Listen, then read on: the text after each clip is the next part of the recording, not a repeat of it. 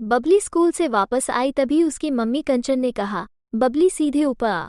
बबली ने जिद करते हुए कहा, मम्मी अभी ताई जी से चीज लेकर आती हूँ। लेकिन कंचन ने डांटते हुए कहा, सीधी ऊपर आती है या वहीं आकर तेरी पिटाई करूं खबरदार। जो ताई जी के कमरे में गई, बबली डर गई और सीधी सीढ़ियां चढ़कर ऊपर पहुंच गई।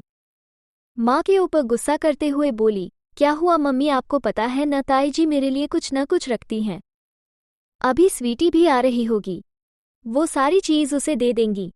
मैं ऐसे ही रह जाऊंगी, वो मुझे देगी भी नहीं। कंचन जी ने कहा, खबरदार जो आज के बाद ताई जी के पास गई, और स्वीटी को भी मैं देख रही हूँ, उसे भी आते ही सीधा ऊपर बुलाती हूँ। तभी नीचे स्वीटी की बस आकर रुकी। कंचन जी ने उसे भी बुला लिया।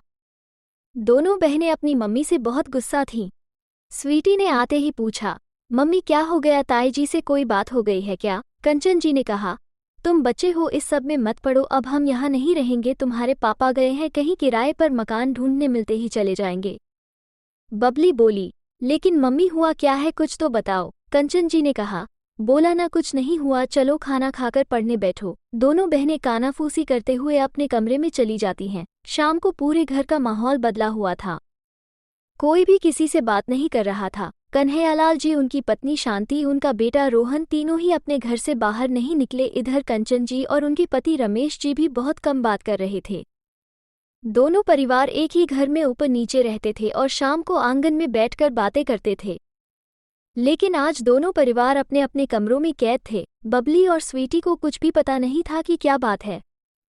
अगले दिन सुबह कंचन जी ने दोनों बेटियों को जल्दी उठा दिया, सारा सामान पैक करके तैयार होकर बैठ गए। थोड़ी देर में गाड़ी आ गई जिसमें सामान चढ़ा दिया गया। घर में बिल्कुल सन्नाटा छाया हुआ था। दोनों बेटियां ताऊजी और ताईजी को देखना चाह रही थीं, लेकिन वे दोनों अपने बेटे रोहन के साथ अपने कमरे में बंद थे। कुछ देर में सौरभ जी कंचन और दोनों बेटियों को लेकर वहां से चल दिए। बबली और स्वीटी दोनों रोते हुए ताई जी के कमरे के दरवाजे को पीटने लगी, लेकिन अंदर से कोई आवाज नहीं आई। कंचन जी दोनों को खींचते हुए ले गई और गाड़ी में बिठा दिया। कुछ ही देर में गाड़ी अपनी नई मंजिल की ओर चल दी। सालों से जो परिवार एक साथ रह रहा था, अचानक सब बिखर गया। सौरभ जी और कंचन जी एक किराए के मकान में चले गए थे। नए घर में पहुंचकर कंचन जी सामान सजाने लगी।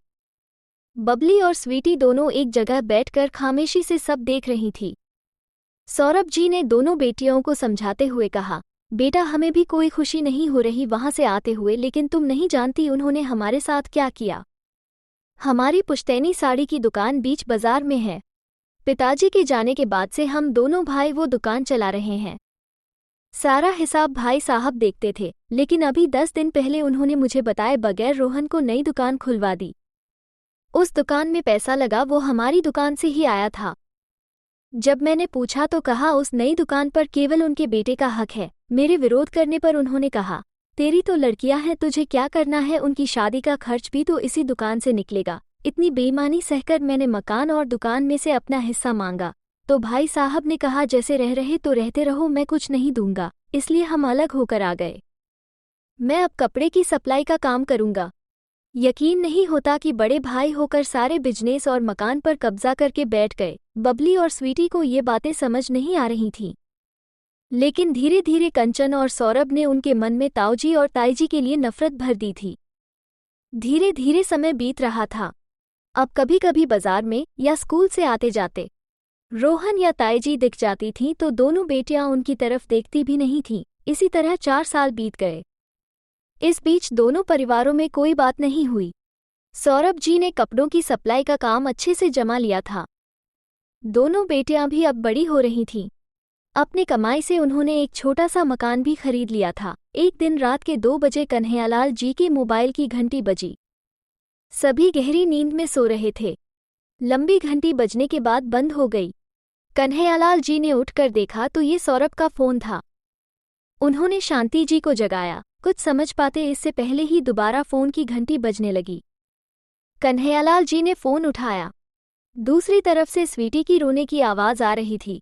ताऊजी पता नहीं पापा को क्या हो गया, अचानक बेहोश हो गए, बहुत डर लग रहा है, आप जल्दी से आ जाइए। कन्हैयालाल जी ने कहा, बेटी तू चिंता मत कर, मैं अभी आ रहा हूँ। कन्हैयालाल जी शांति और रोहन को लेकर तुरंत सौरभ के घर पहुंच गए। रास्ते में उन्होंने डॉक्टर को फोन कर दिया था। डॉक्टर ने पहुंचकर इंजेक्शन दिया, फिर बताया माइनर हार्ट अटैक है, हॉस्पिटल ले जाना होगा। कन्हैयालाल जी अपनी गाड़ी में सौरभ और कंचन को लेकर हॉस्पिटल पहुंच गए।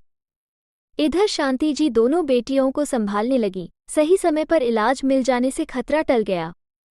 2 दिन में सौरभ ठीक हो गया। दोपहर के समय शांति जी दोनों बेटियों को लेकर हॉस्पिटल पहुंच गई। स्वीटी पापा को देखकर रोने लगी। ताऊजी मुझे कुछ समझ नहीं आया, मैंने बस आपको फ़ोन कर दिया। एक बार लगा आप बात नहीं करोगे, लेकिन आपने मेरे पापा को बचा लिया। कन्हैयालाल जी बोले, तेरा बाप बाद में है, पहले मेरा छोटा भाई है। कंचन ने कहा, दीदी आज आप लोग न होते तो न जाने क्या हो जाता, हमें माफ़ कर दीजिए। उसकी बात सुनकर सौरभ भी बोल पड़ा, हाँ भैया मुझे माफ़ कर दीजिए, मुझे आपको छोड़कर नहीं, तू बस आराम कर, बाकी सब भूल जा, कुछ नहीं हुआ हमारे बीच। तेरे जाने के बाद हमें बहुत पछतावा हुआ। गलती तो इंसान से ही होती है, इसलिए मैंने अपनी पुरानी दुकान तेरी दोनों बेटियों के नाम कर दी है। कागज़ घर पर रखे हैं, भिजवा दूंगा। सौरभ बोला, नहीं भैया मुझे कुछ नहीं चाहिए, बस वादा कीजिए अगर मुझे कुछ हो जाए तो मेरे परिवार का ध्यान रखना। शांति जी बीच में रोकते हुए बोली, खबरदार, जो बुरा बोला तो तू मेरा देवर है, पर मैंने रोहन में और तुझमें कभी फर्क नहीं समझा। रोहन को दुकान अलग इसलिए करवाई थी कि ये दुकान तुम्हें देकर हम तीरथ पर चले जाएं, लेकिन तुमने तो कुछ और ही समझ लिया, या हम समझा नहीं पाए। सभी एक दूसरे से माफ़ी मांग रहे थे। तभी रोहन बोला, क्या अब मेरी बहनें मुझे राखी बांधेंगी? 4 साल हो गए, मेरी कलाई सूनी पड़ी है। ये सुनकर पूरा परिवार हंसने लगा। सब अपने पुराने मकान में वापस आ गए और नए मकान को किराए पर दे दिया।